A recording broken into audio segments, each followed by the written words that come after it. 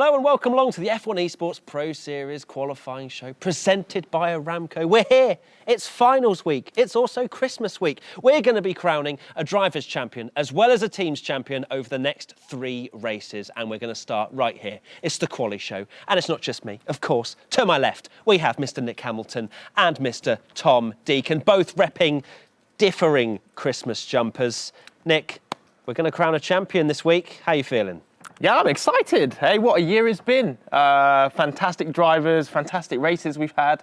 Jarno Opmeer's got it all to lose, hasn't he? So let's see how he gets on. That's early doors, putting it on Jarno Opmeer. Straight up. I mean, we had the epic music in the intro for people that were tuning in. I mean, it was hardcore. It was. I love it. And then straight away, Nick Hamilton just drops that. It's got a lot to lose, isn't it? It's to lose, but I like it though. But it's true though, isn't it? Very true. I couldn't. He's been leading all the way and, been very, very strong. Yeah, that consistency, he's going to hope continues for the next 3 races we go to. But interesting enough, what it does mean, and I'm very excited about it, brand new champion for the first time ever. We've had Tanitsa, Brendan Lee twice. So this is it, a new champion. Can't wait for it. It's going to be exciting, isn't it? Because Jarno has been leading the whole way, as you say, but he's been slowly but surely being caught up. Right at the beginning of the season, he looked really strong, like Tanitsa did last year. But then it just seems like Red Bull have got the edge, especially in the Teams Championship. Unfortunately, Danny Berezny hasn't been there as much as a support to Opmeer as, Freddie Rasmussen and Marcel Kiefer has. What can Alfa Romeo do as a team to try and really hone in and steal that Teams Championship away from Red Bull?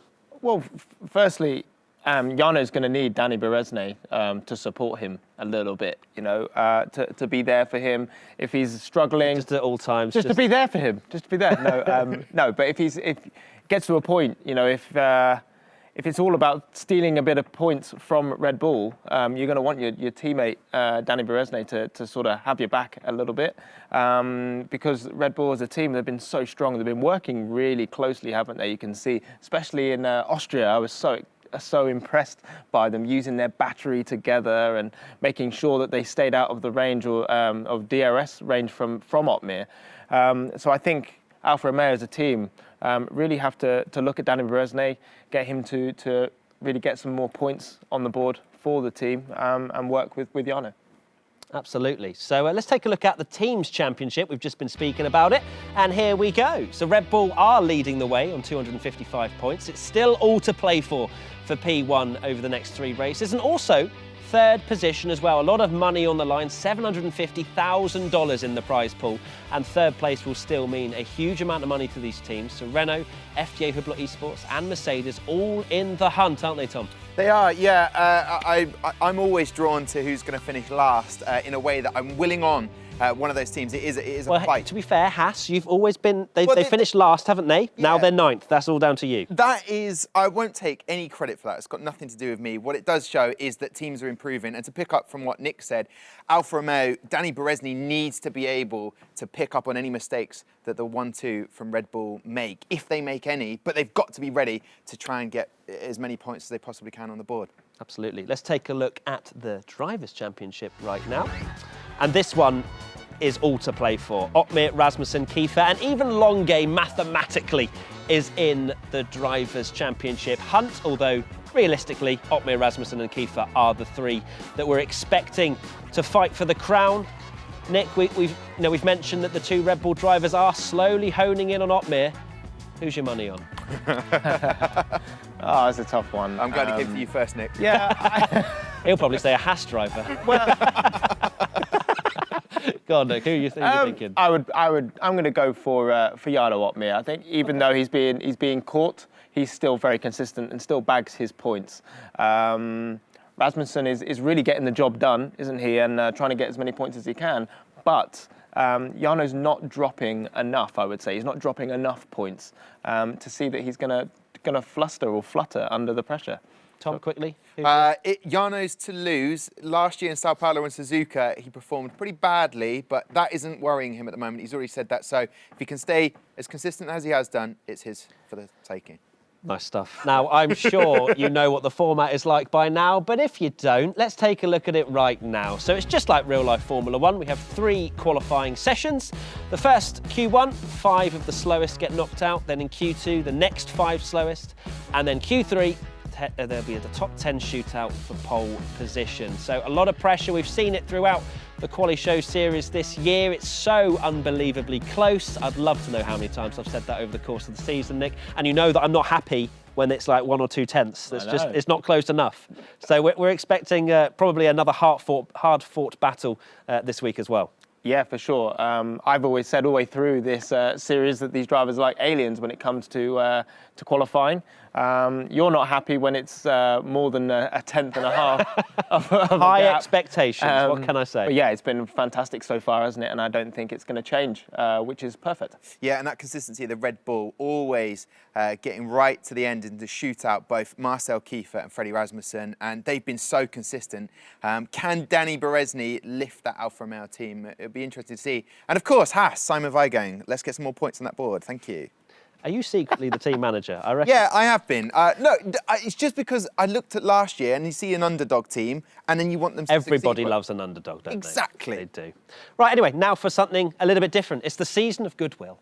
And we wanted to get involved in that and give away some awards, some virtual and not real trophies. But we have 2 awards voted for us, or by us, not for us, by us on the sofa. I voted for you. Thanks, babes. 2 awards voted for by fans on social media and 1 award voted for by the drivers themselves. And these are the end of the year awards. And Ben, our producer, coined it the Yoyas.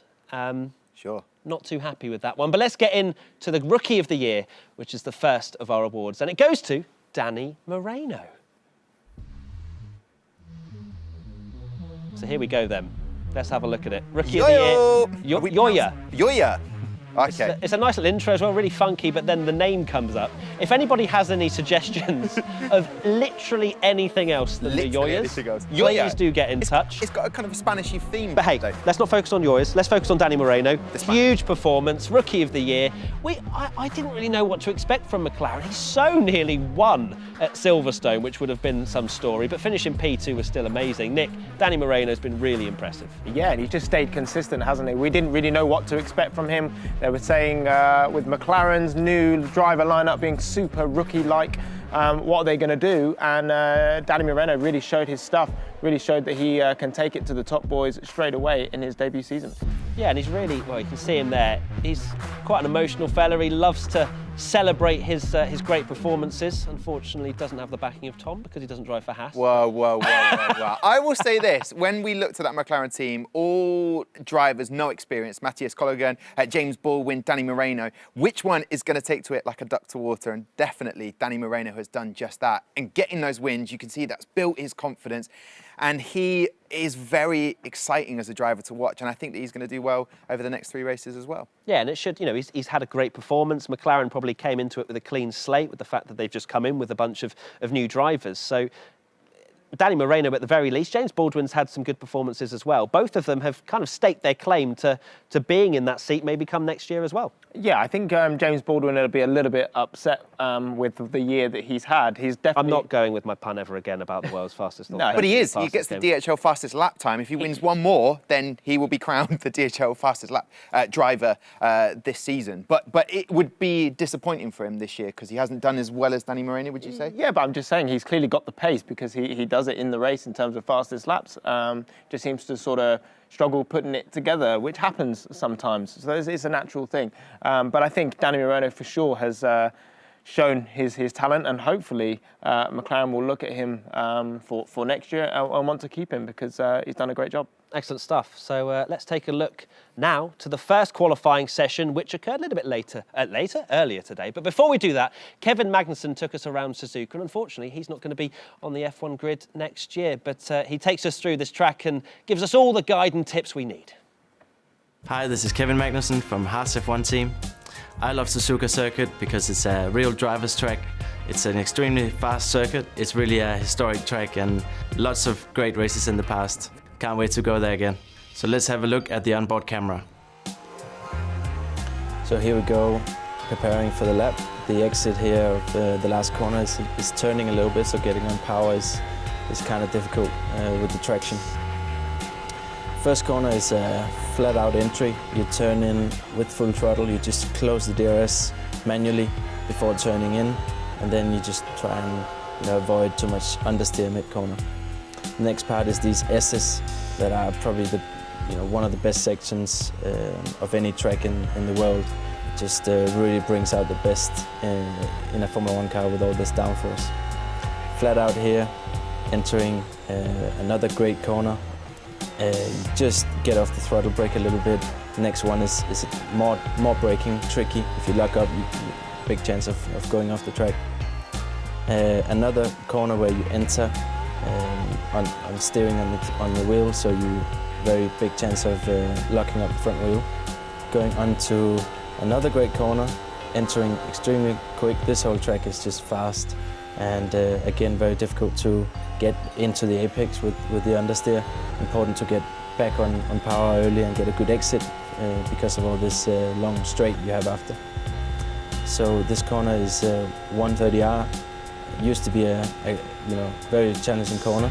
Now it's easy flat. Big braking into the last chicane. Again, try and get back on power with this turning exit, and off you go, finish the lap. And next up, we have the qualifying highlights from Japan around Suzuka, and lots of pressure on some of the drivers, especially as the constructors' team standings at the top are so close. Lucas Blakely driving for Racing Point, they're right at the bottom of the standings as it currently looks. But unfortunately for him, really struggling in Q1. Marcel Kiefer coming over the line and also having quite a mediocre lap and not looking particularly happy, Nick, at this stage. As we look at Brendan Lee, leaving it to the last minute, well, it's only 5.5 minutes remaining now, but as he comes over the line, it wasn't particularly great and put a lot of pressure on himself. Yeah, we've seen that a lot, haven't we, this year from Brendan Lee. He does put himself under a bit of pressure. And Marcel as well. This could have been huge. Yeah, and you can see he's down there, isn't he? Only on a 25.4, so he really needs to make this lap count, and does so, going P2, which he'll be very happy with. Lots of relief there for Marcel Kiefer. And Lucas Blakely, as I mentioned at the top of these highlights, struggling once again. A 25.2, 0.2 of a second around Suzuka, and he's 18th. That is amazing. Look at the gaps. Danny Moreno all the way down to, I think, P8 or 9, all on a 25.0, Tom. It's remarkable, and I think it is Lucas Blakely struggling, or is at peak, and just everyone else is just outperforming him just a little bit. It'd be really interesting to see after the end of this year what Lucas Blakely's form was down to when he performed so well in the pro exhibitions before season 4. Freddie Rasmussen coming over the line midway through Q2 to set the first 24 that we've seen of the session. Danny Boresnay up there as well. Marcel Kiefer just looking a little bit out of sorts, Nick, in this first couple of qualifying sessions, leaving it quite late. He's down in 15th at the moment, only sets a 25.6, goes top now, but maybe just slightly more vulnerable than we've seen in previous season sessions. Yeah, previously he sort of gets a good bank and lap in straight away, doesn't he, where he doesn't have to panic so much. But yeah, struggling, I would say, in this qualifying session to get it done straight away. But he gets through, doesn't he? He does a good job and still doing what he can. This is now Jarno Opmeer, and he went P3. This is him going through to Q3, which he'll be very pleased about. Yeah, the margins are so tight, and maybe that's the reason why Marcel Kiefer looks more vulnerable than usual, because we don't see this close usually. I know it's quite tight at the top a lot of the times we've seen this season in the quali shows, but this is ridiculously close. How like Daniele Haddad gets through in 9th, and he looked a little bit disappointed with that, but even one slight lockup and you're out. And you can see Lee, Baldwin, Tormula, Caraton and Benito were the drivers to drop out in Q2, and this was the final shootout. So much pressure on the line. Both the Alfa Romeos, both the Red Bulls in this session. They're fighting for the team's championship, and Freddie Rasmussen looking very strong indeed as he comes over the line to set the fastest lap time. But Longuet as well, Opmeer still in there. Yeah, everyone is there, aren't they? And one mistake could be very, very costly, especially with it being so close at the moment. Jarno Opmeer going to P1, Longuet then snatching it back from him straight away. How crazy is that? But yeah, what an incredible session by all drivers, and how fast that they are going is unbelievable.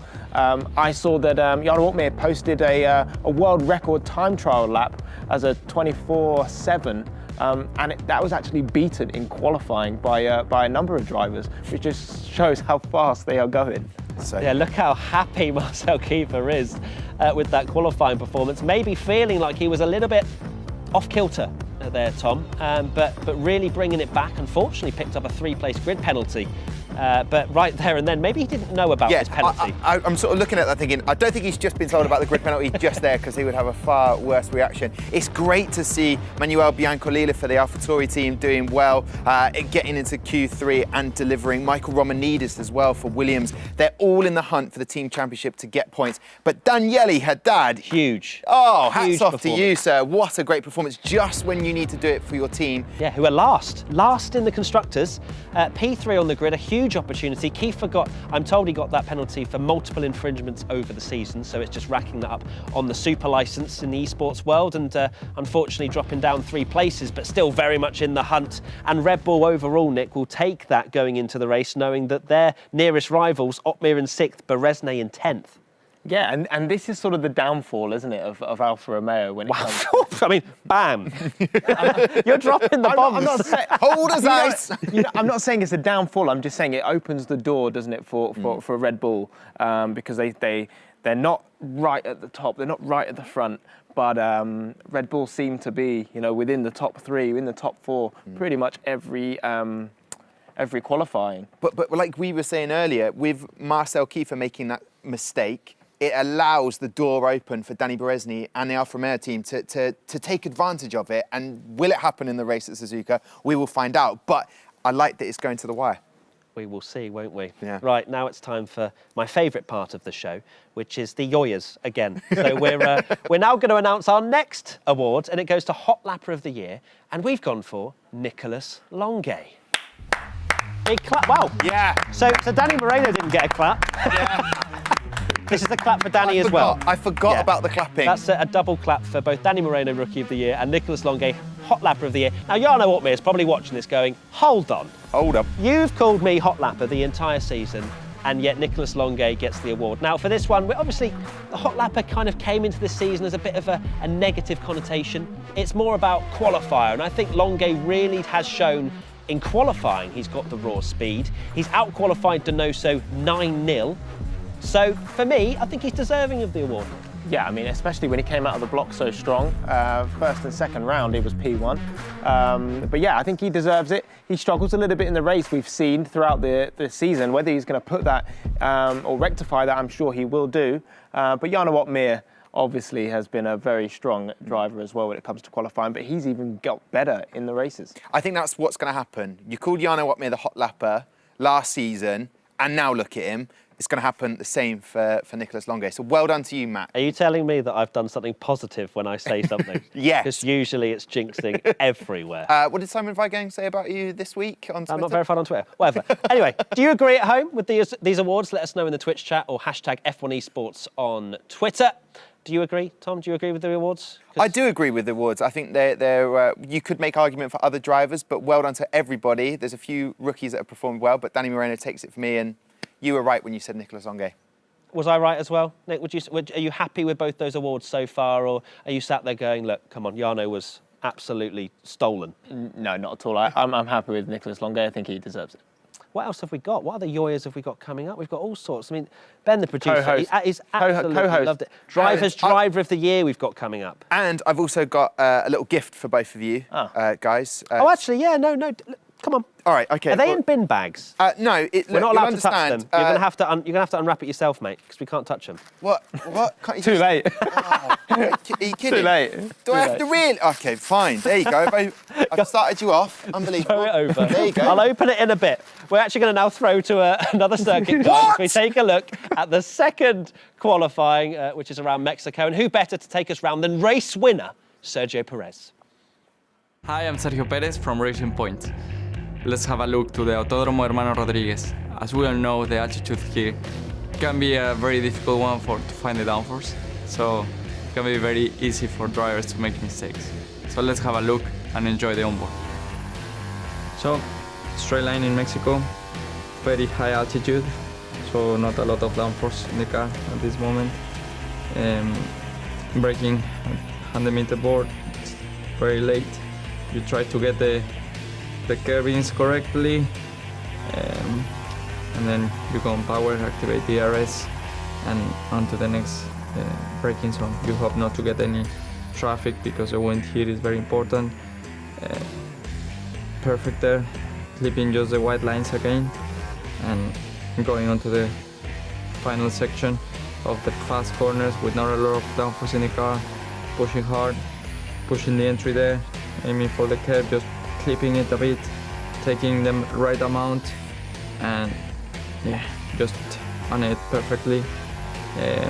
Activate DRS again, and come onto a very hard braking zone, brake around 80 meters, carry the most speed you possibly can, and be very precise there, just clipping there the apex, and trying to get good traction out of it, and final corner. Well, thanks so much, Sergio Perez, for taking us around that track, and thanks so much to Tom Deacon for, he called them presents, they're not. cards. They're not. He's actually painted pasta for the Christmas decorations. Sure. I'm going to read it out to Matt at WTF1. I hope you have an amazing Christmas with family and Soph. 4 years we've been doing this lovely work in F1 Esports and loved every minute with you. Here's to next year too. Love, Tom. I've just, that time and effort's gone into that. Printed, I had a stamp. I even took the pasta, which I didn't have enough for my meal last night, and I painted it. Are you telling me that made you famished? Well, don't forget Nick's as well. And but yeah, listen, guys, it's been an absolute pleasure working with you both on the qualifying show. So Christmas cards done. Sorry about the whole. I feel now bad that I didn't. Don't worry about it. Wrap a. Sort one out for next year, yeah? We'll be back. Will I be back? I don't know. There's still time. It's still technically not Christmas. I'll sort something out. Yeah. No worries. Okay. But Mexico, do you know what's interesting about this track? Nicolas Longue, who I know is still in the possibility of winning the Drivers' Championship mathematically, said this is the hardest track in terms of track limits. Oh, it's huge. Yeah. So that's going to be, again, more pressure on these drivers when they go into it. Before we do that, Nick, I want to know what it said on your card quickly, if there was more love hearts or kisses or anything like that. Whoa, that's not... More kisses than yours. Damn. You haven't seen how many kisses I got. What did Tom say? Or was it just not some stuff, mate. It's about, don't read it out. It's about Matt. So don't read. No, it's fine. Crack on with It's about me. Yeah. In his Christmas card. Best co-host ever, Nick Hamilton. Wow.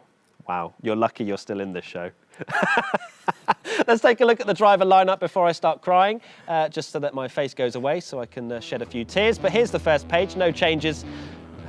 There will be a change to this this sofa if Tom's not. Yeah, there will be, because Alex Jakes is coming up later on. Good, like that. But yes, this first page of driver lineup, there's really no changes. James Baldwin's still driving for McLaren. Enzo Benito still gets the opportunity with Ferrari. Philip Presneda, despite that one great performance, hasn't been given the call-up.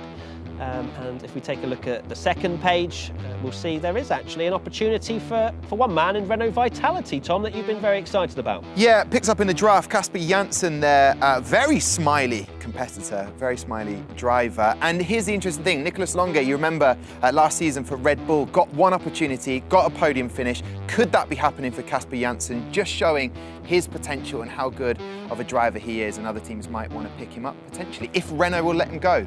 So I'm excited to see what the rookie can do. Yeah, we could see a really interesting qualifying coming up, Nick, because as we've just mentioned, the track limits are really difficult round here. We saw a great hot lap as we see qualifying underway, which is fantastic to see. But this track is very much threading the needle, especially that middle sector. It's so quick. Those lines come up very quickly at that speed. I'm sure we'll see a few onboards as we dive into qualifying. We actually have Casper Janssen out at the moment. But this could throw a few surprises, because there's not an unlimited amount of tyres. Yeah, no, especially especially Sector 2, as you say, because there isn't any walls or anything that will stop you from sending it over the curb or a little bit too far over the curb. So I think, yeah, it's going to be a telltale sign. And it's all about threading that needle, as you said, Matt, and making sure you don't make any mistakes. And I think there's going to be some warnings we might see through this qualifying session. But I like it. It means that the drivers need to be clinical, they need to be smooth, and they can't just be erratic. Now, if you were wondering, it's not raining in Mexico. They are on intermediate tyres. But that's because they're just bedding it in, they're just making sure the car works, which is something I never ever did in my league racing career. I like to bring it up, you know, AOR champion, what are you saying? But overall, I guess it's literally just to to test the equipment, and they aren't trying to set lap times, although Daniele Haddad looks like he's not. No, he is on soft tyres. So a few drivers went out on intermediates to make sure everything's working, but they don't want to waste tyres, Tom. You know, they are few and far between. They have to make each lap count. Yeah, and the strategy, I remember when we spoke to Ben Daly, team at Marduk, UK,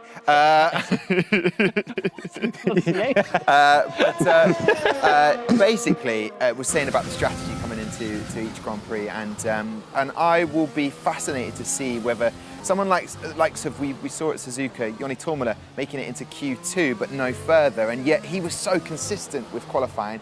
Will he change his strategy? Will the teams change what's happened based on what happened in Suzuka, or will they be a fresh start and just going with a new strategy? I'm curious to see it, and we only really know that when they start banking a lap time. Well, yeah, they've had to change it with Joni Tormula because he's had a pretty poor run of form when it's come to qualifying. He kind of, right at the beginning of the season, he was quick, you know, he was scoring points all the time, and then just kind of fell out of sync with it all, and was just losing out in Q1. And we spoke to in Austria, didn't we? When well, he wasn't in Austria, but when we were at Austria, and he said he left maybe a tenth or two in the tank, Nick, and then he found himself out in Q1. Couldn't really get up to speed from then, and we've seen him really struggle. So maybe Mexico, a longer track, more technical, probably a bigger gap between drivers in terms of if you compare it to Suzuka. So maybe this is Joni's opportunity.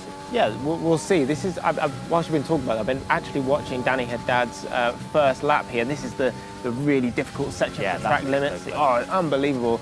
And this is where we're going into the final sector, the stadium sector, which always comes alive when you're there. Look at quite a big lock-up, but just managed to make the apex. And yeah, it's such an important exit, isn't it, here, the last corner, because that's such a long straight, DRS wide open, and they make sure they hug the wall.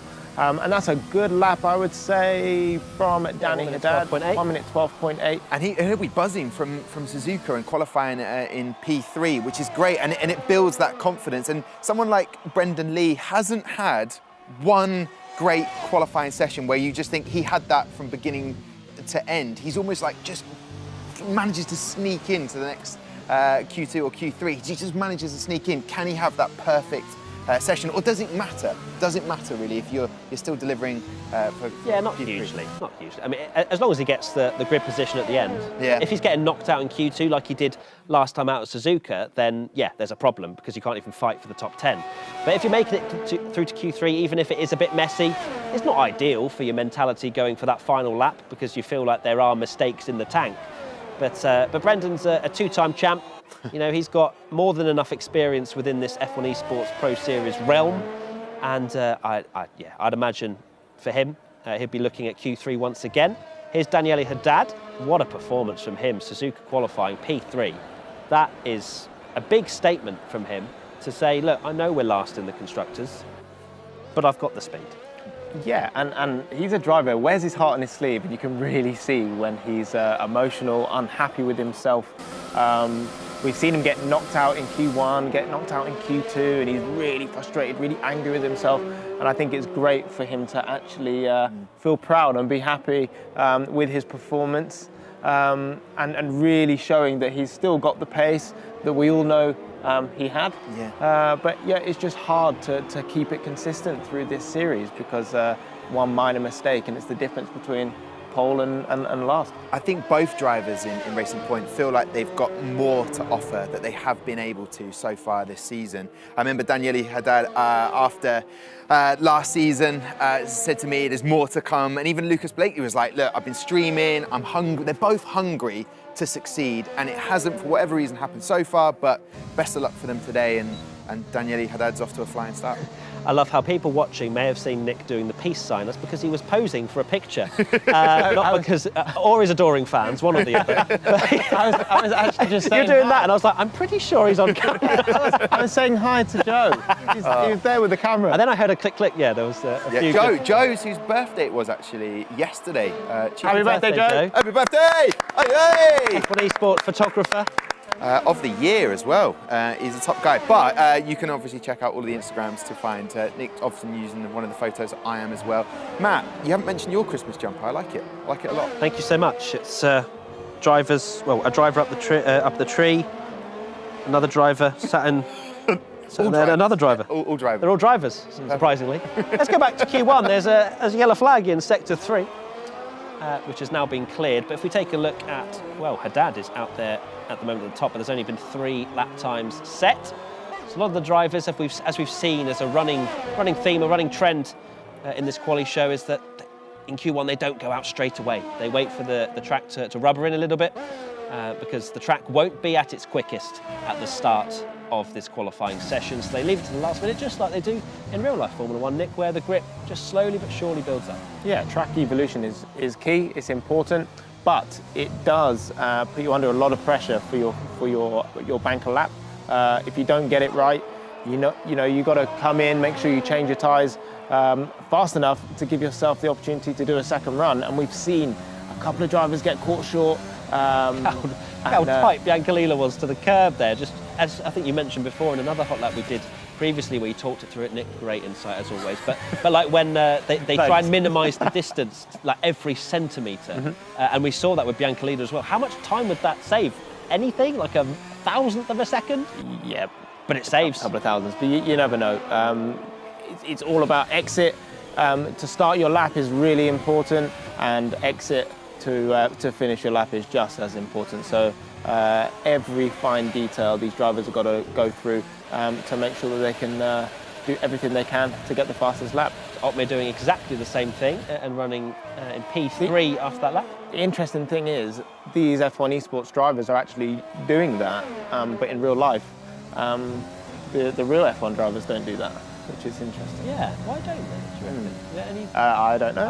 I don't know. I was just going to ask you, gentlemen, have either of you been to Mexico City? I have. To the Autodromo Hermanos Rodriguez? Yes, I've been a couple of years ago on a Friday. I bet it's electric. But yeah, there's so many fans. What was the corner where everyone's just Stadium section? Yeah, last sector of the stadium. But we're going in right. Oh no, it wasn't. I thought that was it. I thought that was the right-hander. It's not. That's the end of the lap for David Denitzer as he comes over the line and goes P6 there with his lap.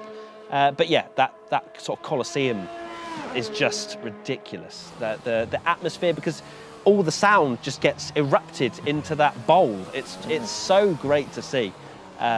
And of course, with COVID happening, we haven't been able to see that this year, but hopefully we'll get back to normal and we'll be able to see that, because seeing the fans, seeing them just go wild, especially around Mexico, is just amazing to see. Lads trip. I'm booking it now. Lads trip. Book it right now. It's probably quite cheap right now. So sure. But I'm just saying, next one where we can. There you go. There's the segue I was looking for. Brendan Lee in that section right now, and I mean, what a place. I mean, Lewis was crowned here once, maybe twice. It was definitely crowned here once at least, because the cars are there and the fans. It's just brilliant to watch, isn't it? Oh yeah, what a place. I like the circuit. I think the circuit's great. It's got a bit of everything, hasn't it? Really tight, twisty. Can be a little bit Mickey Mouse, I would say, at the start, first sector. But then it's sort of a real finite driving style that you need through the second middle sector. And it's all about getting the car stopped, getting it turned, and getting good exits onto that long pit straight. So it's got everything, which I think is great for the championship. I think it's the debut of Mexico for F1 Pro Series. Is it not? Am I right? Am I wrong? I think you're probably spot on. Yeah, I think I'm spot on. Yeah, I think I am. Because I've also just been told something very exciting. What? What's this? Hang on. Oh no, we haven't done it. Oh, you've already done it. I was too busy listening to you that I didn't realise that they didn't even put my graphic up. My spicy full frame. That's already gone up. We missed. I missed. It's either already gone up, or I missed it, or they just didn't do it at all. Either way, it's fine. I'll get over it. Lucas Blakely again down in 18th at the moment, and Alvaro Carleton. I'm surprised by that for him, because it's been a difficult year. He tweeted about it saying it has been frustrating, to say the least, but they want to deliver. They know they're capable of doing more, but needs to get up to 15th to get through to Q2. Absolutely. Let's take a look at the stories so far then. So Marcel Kiefer, again, big pressure. Currently running in 16th. If he stays there, he's out in Q1, and that could be huge for the championship in terms of him trying to clinch the title in the drivers, as well as helping the Red Bull team to the constructors. But here we go. Alvaro Carreton, 20th at the moment. Big pressure. A man that was so quick around Austria. And he's currently running in last. And it feels like a longer track than it actually is, Nick. I don't know if it's just me, but it's a 1 minute 12. And that's going to be an invalidation for Alvaro Carreton. That's it. He's backed out. He's going to have done. Yeah, and he's near the end now, so he's going to have to try and save up that energy deployment so he can go for another full hot lap. But that's going to be really difficult to achieve. So let's see if Carreton can do that, but a lot of pressure on him, Nick, and it's clearly showing there as he takes a very... I like that route. That is a different route. Not everyone goes for that one. Maybe he's trying to pit. I think he's trying to pit here and get another set of tyres. Yes, he is. So he's trying to save all the seconds. I don't know if that's in the rule book, if you're allowed to do that or not. I was thinking... Bit cheeky. If you cut too much, I don't know whether it gave you like a 3... So not in qualifying. You can literally do whatever you like in qualifying. You won't get a penalty. But if the stewards look at that and go, hey, that's not sportsmanlike, then it could be interesting, because Carreton was just caught on the live feed, which is not what you want. Marcel Kiefer just behind Joni Tommela in P16 at the moment, and that penalty, we saw vision of him earlier, footage of him very excited, but he hadn't been given his 3-place penalty or 3-second penalty at that point. But down in P16, we'll be wanting to see him obviously get a better time than that. And Manuel Biancolila up in P8 at the moment. I'm liking him. He seems like he's finding a bit of form just towards the end of the season. He is finding form, is Biancolila. Kiefer, as we saw in Suzuka, leaving it to the last minute to try and get a banker in that will see him through Q1. Danny Berezne, also another man under pressure, 13th at the moment, a 1 minute 12.827. He needs to find a couple of tenths to really feel comfortable, as we saw a small lock-up into turn 1. But Danny Berezne, it's just been a little bit frustrating, probably for the Alfa Romeo team and also for Danny himself, to see Jarno Opmeer really run away with this title challenge. And Danny, we know he's quick. He's a multiple race winner, but we haven't seen that this year. Yeah, this is the thing with motorsport and racing in general. When a driver is starting to struggle, it sort of makes them downward spiral. It sort of gets worse and worse and worse, especially when you see your teammate doing a good job and winning the championship or leading the championship. It's hard for you as a driver to bounce back, but it's all about showing your muster, showing your strength. And as you say, Matt, we know Danny Berezne has what it takes. So it's only a matter of time until we see him right at the sharp end of the grid. So it was a bit squirrely around that last couple of corners, but pops it in P7, which should see him through. Freddie Rasmussen sets a stonking lap time of a 1 minute 12.365 to go to the top of Q1 at the moment. Here's Joni Tommela. That's not going to help, but it looks like he's just winding up for one final attempt. So that would have been an attempt that he squandered, and he'll have one more bite at the cherry. As here's Casper Janssen, as we now cut to Marcel Kiefer. I think I just saw a glimpse of him improving. Let's see as he comes over the line. He pops it in P3, leaves it to the last minute. He's becoming the Brendan Lee of Q1 though, isn't he? But pops it P3, so that will safely see him through. Here's Jarno Opmeer. Doesn't really need to improve, currently 5th, but it's all about dialing in as well. It's not just about getting through to Q1, it's making sure you're happy with the car when you're at the top 10 shootout for pole, which we'd imagine the likes of Opmeer, Kiefer, Rasmussen will be. David Tanitsa slots himself in P2. But right now, who is at risk? Tommela, Huis, Blakely, Tomei and Carreton. And, Daniele Haddad down in 13th after a great performance. Bono Huis getting blocked by the Ferrari there. That will be a conversation for the stewards, as Bono Huis is not going to make it through out of Q1, and I'd imagine there's going to be a knock at the steward's door. Yeah, a couple of knocks. You may enter, only until you've been invited in. But Casper Janssen, P15, he's on the cusp there. As a rookie or someone coming in for their first race, you want them to at least get through to Q2, just to give them that sort of confidence when they go into the race. But there you go, he's out. So as soon as I said that, kiss of death. Yeah, Carreton just makes it through at the moment in 15th. He drops Benito out in Q1. Janssen, as you say, Huis, Blakely and Tomei, they are all going to fall short in Q1, unfortunately for them. Freddie Rasmussen, again, staking his claim at the top of the standings. That was an almighty lap time from Rasmussen. But Brendan Lee, he left it late again, up to P3. He wasn't quite on the cusp, Nick, but showing some good pace as the Merc driver. Yeah, as we all know, he has it within him. But I think it's really impressive from Alvaro Carreton there. He obviously made that mistake, didn't he, on his well, his second lap it would have been, and him cutting the circuit, that's really helped him, allowed him to get the time he needs, and has actually ended up P15. So good job from him. Hopefully the stewards don't have anything to say about it. Yeah, well, the thing is, they'd have to act almost immediately because right now he's through, and so Enzo Benito would be probably the person that that was displaced by him. So, and sorry, just want to say James Baldwin up there in P12, which is good showing. Good result from him, I would say, to get out of Q1 and back up his teammate Danny Moreno. They've shown that both of them have got good pace around this circuit.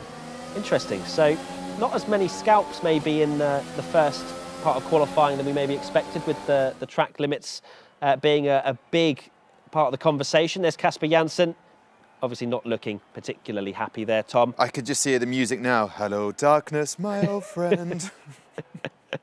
And Lucas Blakely. Well, again, so much hype, but it looks like, well, I mean, I think we can see by his body language he is not happy, complaining about something or other that's not been good with the car. It's a great little setup he's got there.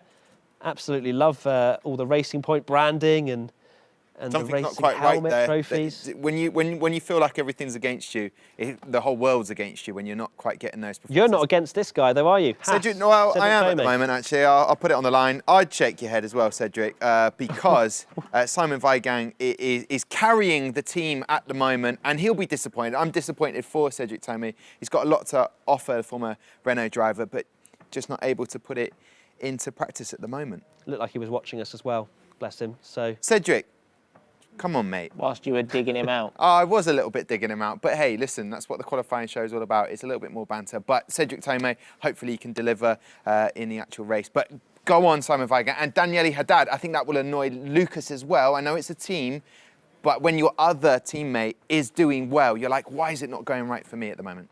I guess at this stage, Nick, obviously Racing Point are just trying to get any sort of positions above last position at the moment in the Constructors. They've only got a few races to go. They've just got to send it, haven't they? They've just got to try and make up. I mean, Daniele Haddad obviously had a great qualifying in Suzuka, but then to follow up with Lucas Blakely getting knocked out in Q1, how do they just pick up their drivers when they've had such a disappointing season? I think to take the pressure off them for a start. I think when you're a driver performing at the highest level and you're not performing, you're going to be thinking, is my seat going to be taken away from me or whatever? And I think that can also play on your mind and potentially get you to perform worse. Some drivers actually thrive on that pressure. So I would say Lucas Blakely would need his team to be behind him and think, it doesn't always, it's not always a bed of roses, doesn't always go well, but we as a team are behind you, we believe in you, and I think that will help him progress. Tom, I'm still convinced that you're a team manager of some description, maybe Haas, maybe another one. What would you say? What would you say to your drivers? Sure. Morale boosting. My CV's on LinkedIn. If you want to hit me up, I'm ready. Listen, what would I say to them? I say, look, for example, from that Racing Point situation, Lucas now needs to support Daniele Haddad as much as he possibly can, work out the best strategy and help your teammate because, again, that's where the money is, but the Drivers' Championship is where that pride is. So you've got to put your pride to one side and for a team, try and get as many points as possible. That's what I'd say. Pride to one side. Yeah, he's a poet and he didn't know it. I like that. Thank you. Did you bring any notes this week? I got a whole stack of notes, but I'm saving them for the live show later on tonight. Love that. Let's take a look at the eliminated drivers from that Q1 session and who dropped out. As we say goodbye to Tom Deacon in this first part of the quali show. Thank you so much, Tom, and your wonderful dinosaur Christmas jumper. But here you go then. Benito, Janssen, Huis, Blakely and Tomey, the 5 out. Any particular surprises for you there, Nick, or would you say that... Actually, for me, I'd say Bono Huis, but what would you go for? Yeah, I was going to go for Bono Huis because he's been really strong, actually, for the last couple of rounds. Really showing it to Brendan Lee. They've been working as a team.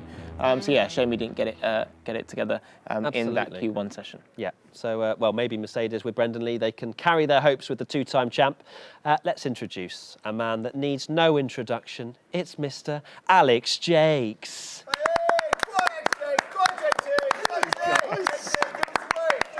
We don't have a crowd. That's just Tom Deacon. He's a one-man crowd, isn't he? Thanks for wearing a Christmas jumper that isn't just black, like all three of us. I wear just seeing myself on the monitor. Might have been a mistake. Oh, come on. They said fancy Christmas jumpers and we went for safe You went ones. too cool for school, honestly. How are you? yours were actually- How are you, Alex? Good to see you. Good to see you. Very happy to be here. Exciting qualifying session. What's not to like? Absolutely. And Mexico, we've just seen Q1. Yeah. Not too many surprises. We kind of hyped up the fact track limits would potentially be an issue with the fact that it's very much threading the needle through that middle sector especially. Yeah. What are we expecting, do you reckon, into Q2 and Q3? Anyone in particular looking strong?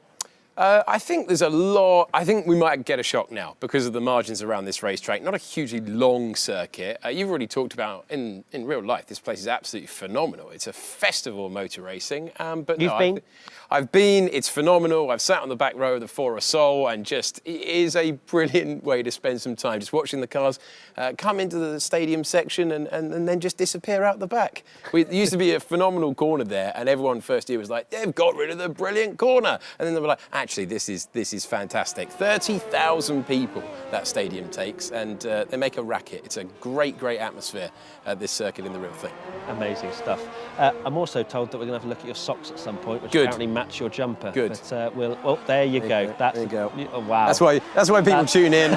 Quality content. Let's keep it PG. Keep your legs crossed, Alex. So Q2, Jarno Wattmeer has already set the fastest lap time, 10 minutes and 18 seconds remaining. There's a yellow flag out there in Sector 3, but that'll be someone pushing a little bit too hard into the bowl. That's not the technical term, but we're going to call it the bowl. Matt Gallagher's bowl at the end of the lap. That's very strange. So we've had a few invalidated laps out there, Baldwin being one of them. Beresne looks like he's had one as well. Moreno, Romanidis and Lee all haven't set lap times either. Baldwin is out there at the moment, but I imagine he's going to come into the pits once again. Romanidis on an out lap. Interesting that that's exactly what we've been teeing up, isn't it? The fact that there's going to be a few invalidations out there which will pile on the pressure. Yeah, this is what I was saying. It's all about that banker lap, isn't it?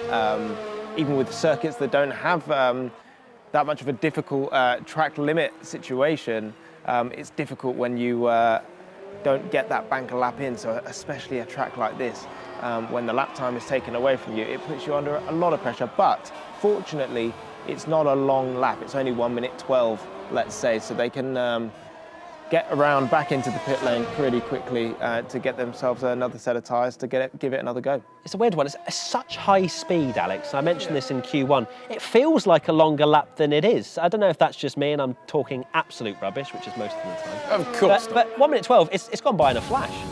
Yeah, it is absolutely rapid out there, and that means that the drivers have to be exacting in their standards. We know that this hugely talented grid is, though. So looking forward to seeing what they can do now. As we always have the nice slow build up at the start of the session, and then it all goes wild at the end. But no, it's a racetrack where there's not a lot to do at this point, is there? You just okay, turn one will turn up at some point. It's a really long straight, isn't it? It's a daftly long straight. So coming into turn one is Romanidis. Still hasn't braked. Now he has. As you can see, the DRS flap close into turn one. This is a very fiddly section. These couple of corners are so easy to not make any time up, but accidentally cut it. And then your lap's invalidated and your dreams are over. So you have to be quite considerate and sensible through there, because you can't really make a huge amount of time up, but you can easily invalidate, as I mentioned. So Romanidis, a bit of pressure on him. Williams, not the strongest. They've had a few star performances, mainly from Alvaro Carreton. And they'll be looking to close out the season pretty strong. It looks like Romanidis is going rather slowly. I hope that's not a push lap. Looks like he's backed out on that one. So maybe he did the dreaded cut that I mentioned, eh? I mean, probably not. I'm usually wrong. But Danny Beresne, he needs a good performance, doesn't he, Alex? He's not been there for Jarno for a lot of the season. No, I think he'll be pretty frustrated, in all honesty, with the way that the campaign's gone, because it started so well. Cast your mind back, chaps. He looked the class of the field when we got up and running Bahrain at the start of the year, and it's just fallen away when others have been able to take it a step forward. We know how many hours that they put in. He's just not been able to go with them, and it does, for some reason, it just seems to not suit him, this year's version of the game. He's just not seemed of course, his teammate's taking a step forward. He's say taking a that. step backward. First. It's all right. It's all right. Weigand goes Weigand quickest. there. 1 minute 12.5. No, that's if you're 12 driving. minutes, yeah, that's me. I like that, good one, Nick. But we already saw a 1 minute 12.3 from Freddie Rasmussen, so there's still time out there. Tormola's gone fastest now with a 0.4, but as we've seen so many times already this year, Q2, a lot of the drivers go out there on an older set of softs. So this is where the true performance isn't really, but they try and get some sort of banker in case a few drivers mess up and they don't get the lap they want for their final attempt. Here's Marcel Kiefer, this looks quick. He comes over the line now, it's a 1 minute 12.4, goes P2. Danny Moreno up there with a 1 minute 12.447.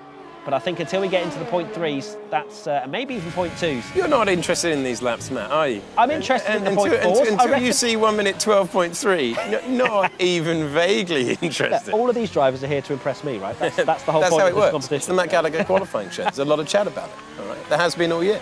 It's only because you're here, Alex. That's the only reason. Here's Jarno Opmeer. He puts in a 0.4 as well. We're not seeing the ultimate pace of Freddie Rasmussen just yet. Freddie Rasmussen, who's been statistically the best qualifier, if you look at the performance all season long, plenty of poles as well along the way, just super consistent, and the one that the drivers are all marking off when we go into this qualifying format.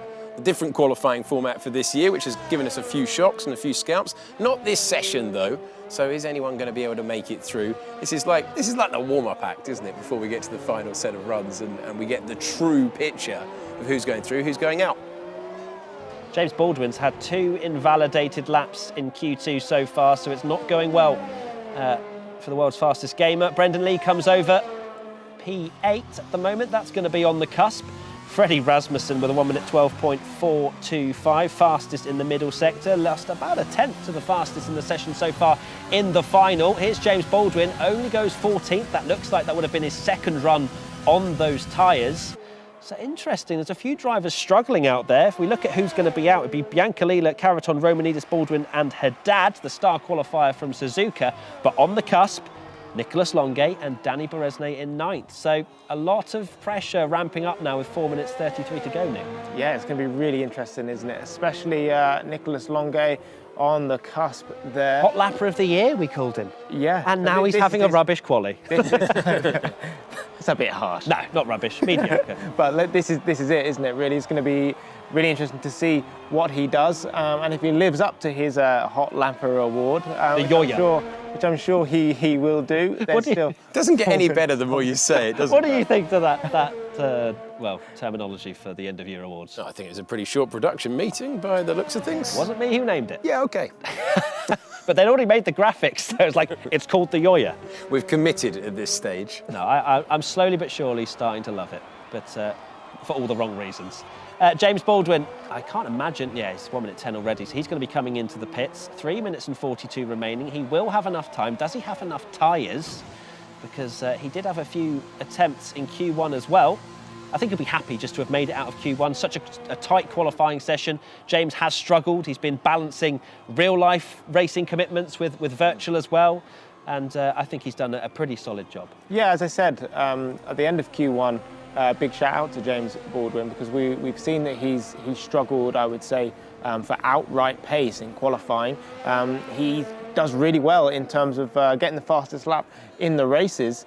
But yeah, qualifying I think has been his downfall this year, but it's been great to see him come out of Q1 and be on the cusp of getting into Q3. If anybody can do it, I'm sure James Baldwin can. So let's hope he can get into Q3 at the end of this one. Right, I've been told it's time. Is it time? Let me see if I can time this with pressing the button. I'm going to press the button. Go on. Gallery, here we go. Boom. Oh, Hey! liquid TV. Goodness gracious me. They're not paid enough. Amazing stuff. So here we are. The spicy full screen has occurred. I don't know why it's spicy, but it's because I like to, for some reason, drop that in commentary. Just, hey, this racing's spicy. 2 minutes and 25 remaining, and we have got all the drivers, bar Brendan Lee and David Tanitsa, who are both in the pits, but they'll have enough time if they come out in the next 30 seconds or so. But we're ramping up, Alex, now to who is going to get through to the top 10 shootout. As they enter the Matt Gallagher Bowl, into the Final part of the lap. The MG Bowl. The MG Bowl. It's been called the Forest Soul forever. It used to have a baseball team slap bang in the middle of it. Now it's got the end of this lap.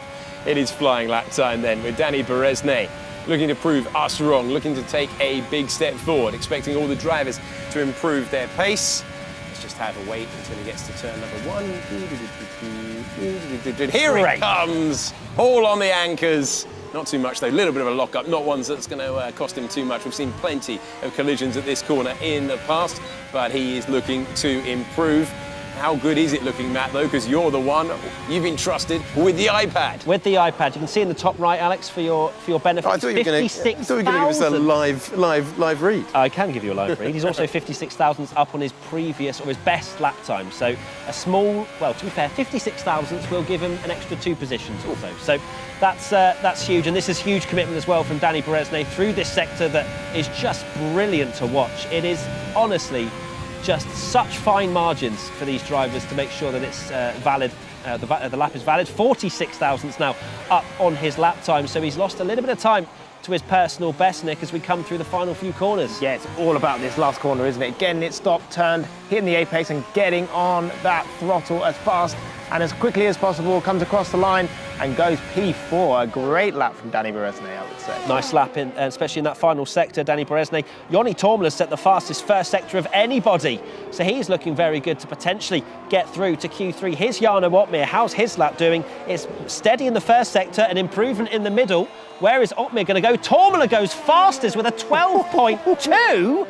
Pick that one out. Otmir goes second with a great final sector. Kiefer third. Joni Tormler, welcome to the season, my friend. Alvaro Carreton, there is an investigation by the stewards looking at his cutting in Q1. There's a yellow flag in every sector, apparently. Alvaro Carreton over the line does not improve. In fact, by 4 seconds, so a very disappointing lap for Carreton. 12th and out in Q2, Alex. We've got a few laps still finishing at the moment. Longay out in Q2. Called in the hot lapper and he's 11th. James Baldwin, 12th. Alvaro Carreton in 13th. And the other Williams driver, Michael Romanidis, in 14th. Daniele Haddad, after a sensational showing at Suzuka in his qualifying performance, 15th right now. And laps being completed then. We go on board with Brendan Lee, 2-time champion. You can see the intensity for him as he comes through this fiddly final sector. And then that's really nicely done from him. They will take the tight line out of the final corner of the racetrack. He's 9th at the moment. He will stay in 9th position, and that looks all right for the time being. I don't think anyone out there, does anyone out there have the ability to improve at this time? Michael Romanidis is one who was pushing to the end. He's crossed the line to finish his session in the drop zone. Haddad is improving out there according to my timing screens, but we'll see if he manages to get through. There's Nicholas Longay. He is not going to be happy with that one. The jinx continues. I genuinely need to stop talking about anybody's performance, or at least just stop being nice about people, because it then just goes the other way. So Longay 11th, not the end of the world. He could still score some good points. There's James Baldwin, who, well, I don't think he'll be too displeased with 13th. Not too bad of a showing, as we've already mentioned. Juggling a lot of commitments this year, British GT being one of them. And I'm sure McLaren will be relatively happy with their drivers' performances as a whole of the season. There's Daniele Haddad, the star of the Japanese Grand Prix qualifying. Just made it, P10, and just like before in Suzuka, Q2, he got 9th and then stuck at 3rd. So there's still time for Daniele to improve. So found some time there when he was really staring at the exit. And can he take that speed forward? Can he build that momentum that he did at the previous race? All smiles right now, understandably so. Found a lap when it mattered. There's probably, well, the stewards aren't going to be entirely pleased with Alvaro Carreton's driving in that last sector. He is under investigation, as I mentioned. Could be a grid place drop if they decide that what he did was just not by the rule book. Or has Alvaro Carreton found something in the rule book that he's allowed to do? There's Michael Romanidis, 15th. Hits the curtain, not happy with it. It's not the curtain's fault, Michael, but hey, I don't think he meant to hit it either. I think he was taking his glove off. But hype and drama. Michael Romanidis hates his curtains. But again, there wasn't a huge, Longay being one of them, but overall, the normal players that we see, Nick, still getting through to Q3, and importantly, both the Alfa Romeos and both the Red Bulls. Yeah, I'm actually going to take that one and say Joni Tourmala was a surprise and a shock of the session, but really good to see him up there, take P1. Did he remain P1? I'm sure he did. He did indeed. Which is great to see, because he has struggled every now and then in qualifying. We know he's one of the top drivers and has been in esports and F1's Pro Series for a while. So it's great to see him up there. And this just highlights, doesn't it, the fact that Joni Tourmala can go from not getting out of Q1, well, consistently scoring points, having a pretty good season, then not being able to get out in Q1, and then being fastest in Q2 around Mexico. It's just anyone's game. Yeah, and Nick mentioned earlier on, first time that this has been on the calendar. Has he found something that the others haven't been able to find in their practice for this? Big step forward. Interesting character. I'm glad to see he's there. Can he do it now with the pressure on? Would be great to see another pole sitter this year. We've had 5 so far. He might be kicking himself that he's kind of peaked too early. Maybe that 12.2, yeah. It could easily be a pole position lap time. Let's take a look at the eliminated drivers from Q2. And Biancalila, Longuet, Baldwin, Caraton and Romanidis are your 5 drivers to be eliminated in Q2. Biancalila just missing out, but again, it's all to play for. They can still definitely score some good points this evening when we have the live show hosted by Mr. Tom Deacon. But Caraton, he'll be disappointed. Again, if he gets slapped with a grid place drop as well, Nick, he'll be right towards the back. The driver that was so impressive around Austria. Yeah, what a shame for him. He won't be very happy about that, but it does happen. Did a bauble just fall off the tree? Baubles gone. Baubles gone off the back of the tree. I don't know. It's been a hard year, mate. Yeah. Sorry, Nick, you were saying. If 2020 was a tree. Whoever bought the tree, that was no offence to... Nick, you were saying about Caraton, sorry. Yeah, Nick, no. You were rudely interrupted by a bauble. It's fine, we can move on. We can move on, but it is disappointing for Caraton. But again, the championship is still there. Yeah. Rasmussen and Kiefer versus Berezne and Otmir. I think the big talking point is Berezne. Can he get and interfere with those Red Bulls? Yeah, that's really what his team need him to do. And that's the challenge now, to take that step forward when your team need it. Keep this team championship going, because right now Red Bull have got one hand on the trophy. And they do, yeah. And Suzuka qualifying went even better for Red Bull. Here is Q3, and we are underway. Jarno Otmir on a flying lap, and he is well on his way to finishing the first sector. And it'll be interesting. I think a lot of these drivers, if they've saved enough tyres, they can have 2 proper goes at setting the fastest lap time. But Danny Berezne still in the pits, David Tanitsa also, as well as Marcel Kiefer. Differing strategies out there. I would assume with Jarno Otmir going so early that he's got another fresh set, a lovely, warm, shiny set of softs waiting to be whacked on towards the end of the session. Well, this is it, isn't it? It's business time. It's the spicy side of the session, isn't it? I don't even get to do the graphics. We're already in the spicy full screen. No messing about. This is a really important lap, I would say, for Jarno Otmir. Making sure he gets a good banker. This will then help him for his second run, give him a bit more confidence. Where is he going to go in terms of lap time? Yeah, good. 12.5 is a good banker lap. Joni Tourmala up there, a little bit slower than I think he would have expected, but not too bad. Tourmala perhaps on a used set of softs there, because you wouldn't imagine he'd go and finish a lap 0.6 slower if he was on a fresh set, especially after that 12.2 stunning lap time in Q2. The drivers have the potential, it's just about harnessing it when the moments matter, Alex. Absolutely, and here's the driver who's done that better than anyone else so far this year. Freddie Rasmussen, in this part of the racetrack where accuracy is absolutely everything. So that pressure that you talk about, Matt, this is the section of the racetrack where you have to deliver it. So tempting to try and cut as we go on board with Freddie Rasmussen into the stadium section. Very easy to have a huge amount of understeer on the way in. Have to wait, be patient, and now it's time to open it up into the final corner as he gets his banker lap in. And Jarno Otmir had set the fastest time. That is a strong pace there to go top of the pile at the moment. And a 12.4 right now. If anyone's going to be struggling to take it forward, they'd be struggling to displace Freddie Rasmussen with that lap time that we've already seen so early in Q3. Absolutely, and the times are only going to get quicker with 7 minutes and 34 remaining in the session. Danny Berezne, huge lap now. Alfa Romeo need to get a 1-2 here, ideally. I mean, I know that's on paper, ideally, every single weekend, but Danny has to get in front of Kiefer and Rasmussen, or at least be in the fight, so that, you know, we see the likes of maybe in real life Formula One, where Max Verstappen is going up against the two Mercs. They can split strategies, they can do all sorts of things to get inside Max Verstappen's head. This is what Danny Berezne needs to do, is bring himself into the fight so that Red Bull feel the pressure more, because if they're qualifying 6th and 10th like they are in Suzuka, they just don't feel that going into the race, Nick. Yeah, and this is why I said it's so important for Alfa Romeo as a team to have Danny Berezne in the mix, in the fight, which I believe he can do. He's shown really good potential through this qualifying session. So let's hope he does just that. So he came over the line. For people wondering why there isn't a lap time, it would have been invalidated. It looked like it was rather slow anyway, with a 1 minute 13.0. Here's Marcel Kiefer. Brendan Lee gets out of the way, now into this really just tricky couple of corners. The car just wants to wash out. You have to be so patient now round this right-hander. Marcel, again, so careful on the traction. You can see just a bit of squirreling on the rear end there. And it's only a 12.7 from Marcel, a 12.6 for David Tonitza, but that's invalidated. A huge amount of lap times not being recorded at the moment, as they're not respecting track limits, and that's allowing the likes of Simon Weigang up there in P5, even though it's not a particularly stunning lap time.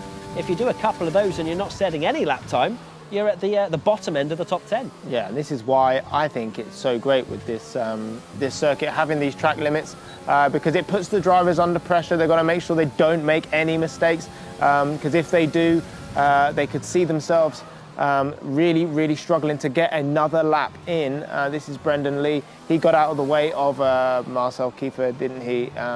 So now it's his chance, his turn to see what show what he's made of, and it's through this middle part of the lap, isn't it, where it's all about threading that eye of a needle, not making a mistake, and just about managed to stay within track limits, especially on the left-hander part. And now this is Matt Gallagher's bowl that we go into the hair. People just tuning in, they're going to be like, what? The Hamilton straight, now this. But yeah, it looks like a decent lap so far from Brendan Lee. He's about to come across the line, get on that power, open the DRS, and it's a 12.5, which is a lap he'll be very happy with. That middle sector, I was just in awe, Alex. I was just watching, it was literal millimetres between having that lap time completely deleted and that. And it was just brilliant from Brendan. It's only that's a 12.5. I thought, yeah, this is pole. You can't believe that anyone can go quicker than that. You just cannot believe when he's that accurate in the middle part of the lap, where Jarno Opmeer is right now.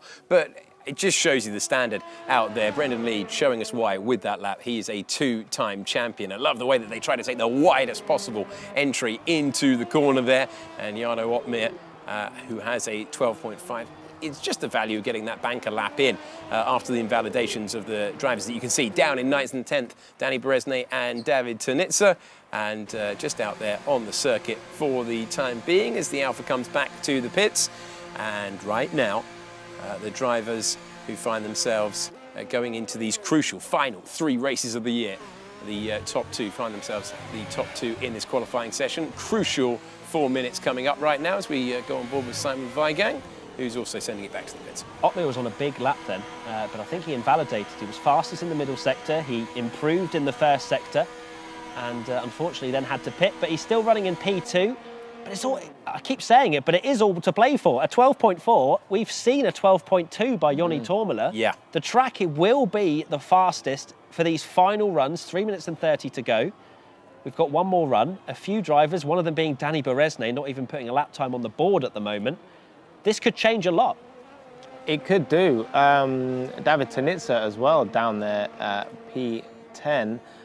It's going to be really interesting. I'm super excited, especially the fact that we've seen a 0.2 already. Are we going to see an even faster lap? Or is it a 0.4, 0.3 all we're going to see? I think it's going to be really interesting, especially for Danny Berezne and Joni Tormela, knowing that he's got that pace. He's done it already. He's shown the rest of the field what he can do. Can he do it again? We've already said, I'm not interested in 0.4s. I'm here for the 0.3, the 0.2s. So I'm sure one driver will do that and perform for for us, because I think there is definitely still lap time in the tank. Freddie Rasmussen, he's where he needs to be at the moment. P1, Marcel Kiefer, a little bit lackluster today so far. Not with the fact that, I mean, he was very quick in Suzuka, but managed to pick up that grid penalty, so maybe playing on his mind a little bit coming into this one.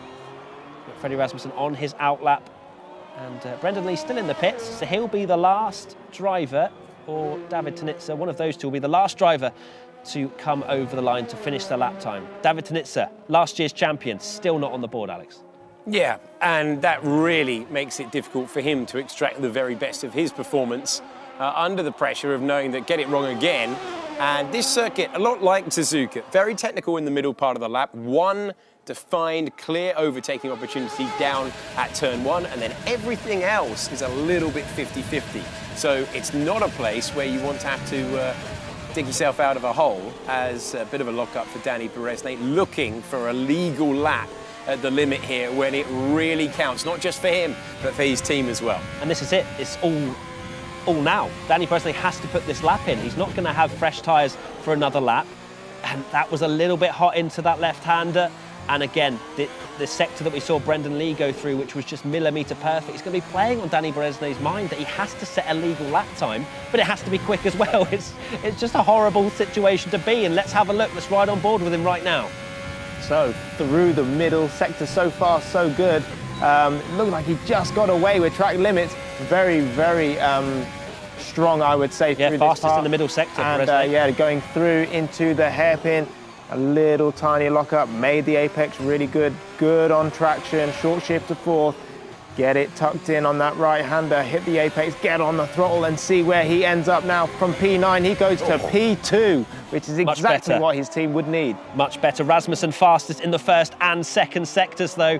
Can he extend his margin at the top of the timesheets? I think so, if this is clean round the right-hander. Freddie Rasmussen, he's one of the champion-elects. Can he take pole? It's a 12.1. That is a huge lap. What about Marcel Kiefer? What's he going to do? A 12.2. It's a 1-2 for Red Bull at the moment. It's a 3-4 for Alfa Romeo. Where can Jarno Opmeer go? It's P2. We have got a fantastic race on our hands this evening, Alex. Everyone making that step forward, but Freddie Rasmussen's lap time, 12.1.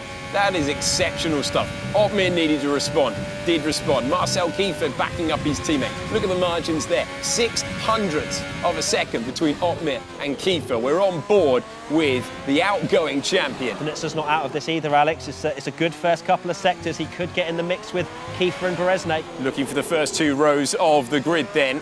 Our outgoing champion, trying to remind us why he won last year. Across the line, David Tanitsa, and he's up to P3 with that lap at the end, delivered when it mattered, was staring at 10th position. Delivers and has a chance of victory later on. Here is Brendan Lee across the line to improve 1 place and demote Danny Beresnay down to 6th position. Brendan Lee, P5. Lovely stuff from Brendan Lee. Getting himself in the mix. Danny Beresnay, unfortunately, not just being able to close that couple of tenths that Opmeer had to really get in the fight on the first 2 rows of the grid, but Beresnay can still work from 6th. It's not over with Kiefer in 4th as well. Yeah, there is a pretty big gap between the top 4 and then the rest of the field. There's Freddie Rasmussen.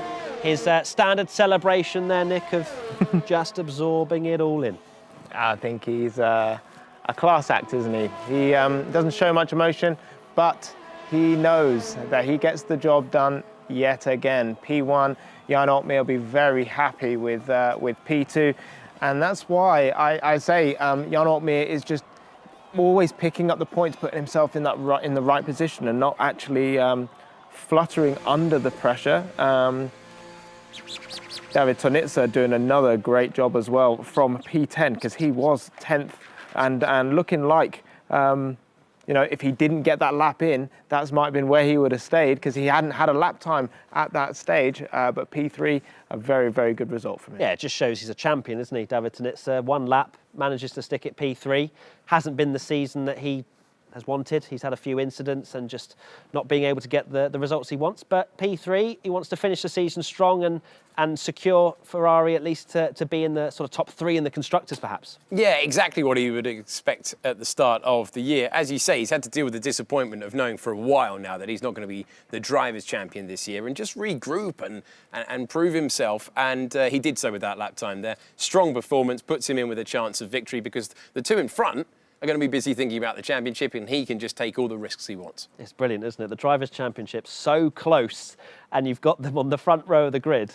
How do you play this? You're Otmir, you've been getting caught throughout the whole season. You had a great start, but it's just been, they've been reining it in. What is it now, Nick? If you're in that position, are you just going to send it and just make sure you're leading from the start? Or do you do a Freddie Rasmussen strategy where he tends to just sit back, relax, save some battery, and then take him in the last few laps and say thank you very much? Well, this is the thing. We saw Jarno Opmeer taking, really being cautious, wasn't he, in Austria, for example, trying not to get caught up into the hairpin at lap 1, because he wasn't really fighting people that were in the championship fight. But now he is down into turn 1. He's fighting, the guy P2 breathing down his neck. But David Tonitsa starting P3 could be in the perfect position for a great slipstream down into turn 1, and maybe taking the lead away from both Rasmussen and Otmir. And this Mexican track, Alex, Yeah. how do you see it unfolding this evening? As a racing spectacle, are you expecting a thriller, or is it going to be one of those where it's going to be more around strategy, undercuts, overcuts and so on? I think it's going to be more of the latter. You've got to be disciplined. Is it going to be exciting, though? Absolutely. Lap 1 around here is usually at best a mess. So it could be completely randomised by the time that they get down to turn 4. Really looking forward to it, mainly because we've got the championship contenders 1 and 2 on the grid. We want to see a head-to-head battle. Suzuka, phenomenal circuit. Mexico City, phenomenal circuit. Big prizes on the line for Red Bull, for Alfa Romeo, and for our top 2 in the championship. It's one not to be missed. You best believe there's going to be some big hype by me and Alex in commentary later this evening. Let's take a look at the top 10 classification from that thrilling Q3 session around Mexico City. And Rasmussen, as you can see, a 1 minute 12.1, a huge lap from him. Otmir in second, Tonitsa third, Kiefer in P4, Brendan Lee, the 2-time champ, in P5. Danny Beresne can work from 6th to help his teammate Jarno Opmeer. Maybe he'll go on a separate strategy to Jarno and disrupt, or try to at least, the 2 Red Bulls. And you've got Daniele Haddad, a great performance again, it has to be said, in qualifying in 7th, really picked up his game for Racing Point. Simon Weigang making Q3, he'll be happy with that. Joni Tormler, he'll be kicking himself. That last attempt clearly didn't work out for him.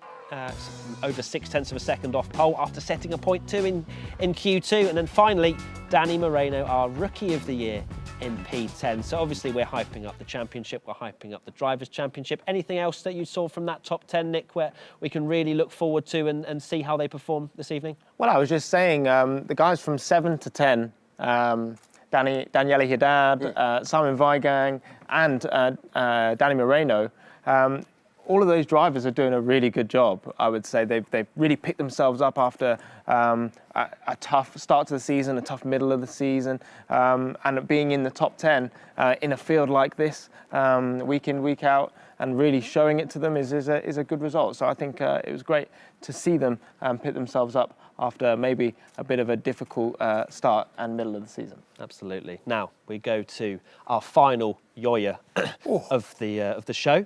And it's the Drivers' Driver of the Year, voted by the drivers.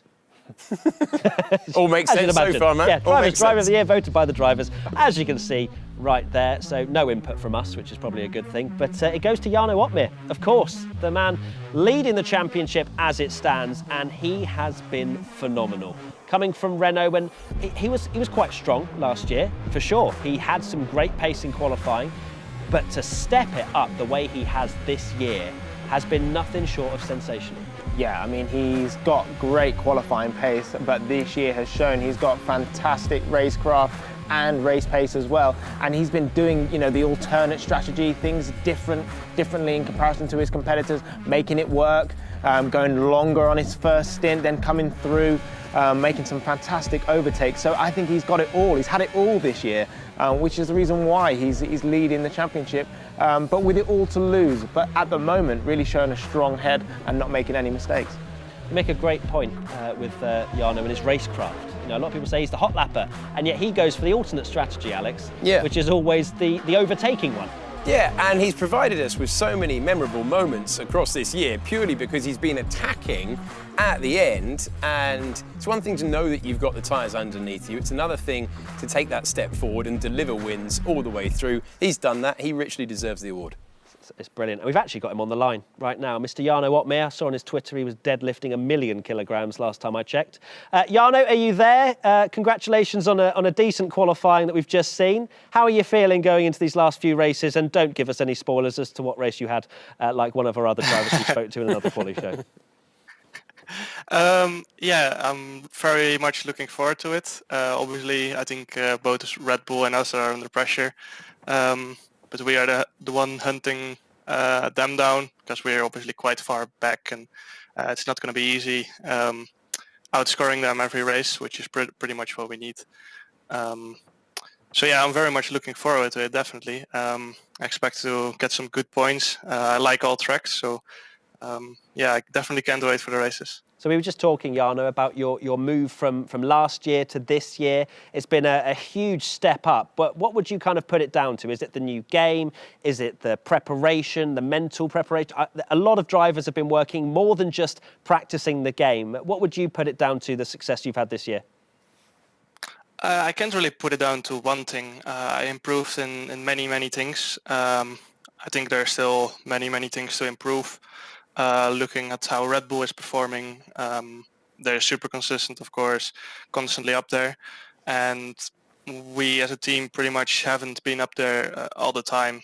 If you look at Suzuka qualifying, we were a bit off. And for me in Silverstone, I was off as well. So I can't really put it down to one thing. There are a lot of small things where I improved. I think it's quite clear that I improved more than anyone else for this year. So yeah, if it was just one big improvement, it was nice and easy. But yeah, I have to keep pushing to make those small improvements, I think so. Jarno, we've been saying that you've made some fantastic improvements in terms of your racecraft, your race pace. What have you been doing to improve that and to really show it this year? Because it's been very impressive.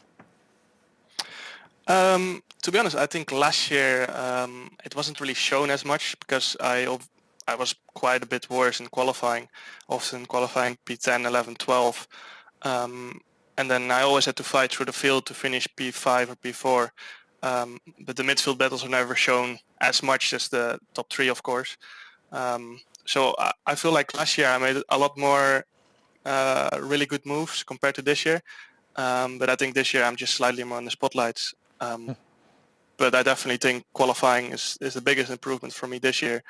As last year I just had to fight through to the midfield all the time. Jarno, interested to hear how you've been working with the Alfa Romeo team, because we've heard you on the radio all the time working with them. You sound so chilled behind the wheel. It's clearly a collaboration that's gone very well for you this year. Yeah, I have a lot of good friends where I'm working together with. Of course, I was with James Doherty last year at Renault, and we together moved to Alfa Romeo. And yeah, so far I'm having a very good relationship with my teammate Danny.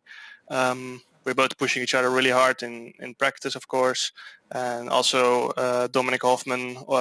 You haven't seen him drive, of course, yet. Probably won't this year. But yeah, a lot of people working behind the scenes helping us very well. And yeah, I'm really enjoying it at the moment. So looking forward to continue definitely tomorrow and maybe in the future years as well. That's awesome to hear, Jarno. Thanks so much for taking the time to speak to us, and give us a championship fight, will you? Down to the last. Does that sound good? Yeah, that sounds good. Cheers, Jarno. Good luck, mate. Thank you. Awesome. Great to hear from Jarno, someone that we've been bigging up all year. Haven't been able to speak to him until now, but it's great to hear that. You know, he didn't say it's just one thing. It's just a collection. It's the outfit of Alfa Romeo behind him, the support he's getting, the time he's putting in as well. Clearly very confident. This man is one to watch not only for this season, but for future series as well. Yeah, and what I found interesting, it was almost like the opposite of what we thought as a team, me and you guys, because you were saying, you know, how he's missed a hot lapper from last year, didn't really have. the pace in the race. But when I spoke to Jarno and asked him that question, he thought it was the other way around. It was almost like he struggled in qualifying P12 or whatever, and then did a really good job in the race and came through and didn't actually have as good overtaking manoeuvres as he's had this year, which is really interesting. Yeah, it's crazy that he may have had 1 or 2 bad qualifying. He's like, yeah, I'm a terrible qualifier. Because they stick in the mind, don't they? That the poles don't stick in as much as 12th or 13th, where he would feel like he lost the team some crucial points in this championship battle. Yeah, who was doing last year? Because who was paying attention in the middle? That was great to hear a driver who's taken a big step forward, and good to get the detail, because sometimes it can get lost in the middle. And one thing you highlighted at the end of qualifying there, Nick, is the drivers from 7th down to 10th. We're talking about the championship battle, of course we are. They're the drivers that are getting us excited. But the standard you've got to be 7th on that grid is amazing. And drivers like Danny Moreno are looking at someone like Jarno Opmeer to take that step next season as well. Big inspiration, Jarno Opmeer. Let's go to, this is the good part of the show, where we talk about who's overperformed, did as expected, and underperformed. Have you guys been given which one you're having? Or No. am I'll just do all of them, shall I? Do all. Go on, Matt. We've discussed it. It's fine. You enjoy. Who overperformed? We're going to go with Danny Berezne. I disagree, but but we've got the VT. Danny Berezne, I mean, he's there. He definitely performed. I'd say that compared to his season so far, he's had some real big struggles. I remember Vietnam, where he was out in Q1. That was a huge scalp for him. But he's stepped up. He's there. He's going to be there for Jarno. He can go for an aggressive strategy. Alex, we've seen it so many times. Danny Moreno in Silverstone, for example, where he went for an unbelievably aggressive strategy, getting off the mediums really quickly, getting on the soft and getting track position. Yeah, absolutely. I think it's, he's always so intense when we see this shot, isn't he? With the way that he's breaking around the circuit. But yeah, they needed him to step forward. Be interesting to see if he can later on. So who did as expected? Do we know, or was it just me? Go on, it's just you. I'm the only one in the I can't even remember the grid at this point of the year. It's Freddie Rasmussen. Again, I mean, he's so used to performing in qualifying. We're so used to just seeing flawless performances from him, but it hasn't been all year. I wouldn't have given this to him a few races ago, because we didn't see that pure pace that we're now seeing from Freddie. It's almost like we started discussing who is the number 1 at Red Bull. Yeah. As soon as that conversation happened, Freddie Rasmussen was like, right, it's time to perform now, Nick. Yeah, he has done indeed, but also, he's got a great teammate in Marcel Kiefer. So I think Marcel's definitely been pushing him throughout the year, and Rasmussen's just made sure he's stayed that little bit ahead, a tenth or two ahead, or half a tenth ahead in this scenario. But it's great for him, and what a great job he's done. Lots of discussion on Twitter as well as to whether or not Freddie Rasmussen is in fact an alien. Yeah. So there might have to be some tests for that, but I don't think it's in the rule book as to whether or not you can be an alien. So either or, he's making it work for himself. Let's talk about who underperformed. And in fact, he did take the long way this time round, as he wasn't even... Oh, no. So bad. He wasn't getting through to Q3. It's Nicolas Longuet. So yeah, it was a disappointing performance from him. I'm sorry. I just had to. By his standards, it was a... we gave him Hot Lapper of the Year, and he goes and doesn't make it to Q3. From that moment, it was a miracle he got to Q2. Let's be honest. It's a miracle his wheel worked, to be honest. That's the kind of jinx that I have. But yeah, Nicolas Longuet, going to be disappointed with that one. He is mathematically within the shot of the driver's title. Don't think it's possible, but he's still going to want to get as many points as possible for Renault, who are fighting for P3 in the championship. Yeah, and he's going to be motivated to do that. I think because of how well he started the season, it's a little bit of a shock to see that happen, and obviously good qualifying at Suzuka as well. So disappointment there, but you can overtake around the Mexico City circuit. It's not all lost. And final thoughts from you, Nick, what we've seen in qualifying, what we can expect this evening in this what's probably going to be quite a thrilling and maybe title-deciding race. Yeah, it's going to be really interesting down into turn 1. I'm really excited to see that, whether Tonitza's going to get the run, use the slipstream, and send up the inside of the guys on the front row, because the guys on the front row really got to think, haven't they? They've got to use their heads. They don't want to lose a front wing. Could be very costly to their championship. So let's see. It's going to be a really exciting one.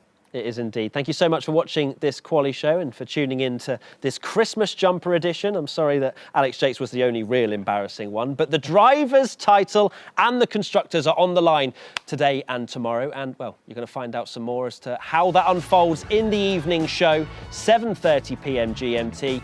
You'll be seeing the races from Japan and Mexico. Very exciting indeed. So make sure you tune in 7:30. Tom Deacon will be your host to take you through all of that stuff. And there he is. That's amazing. He was ready for that shot. He was waiting for the shout out the entire 20 time. 20 minutes he's been waiting for that. Unbelievable. We'll see you at 7:30. Bye-bye.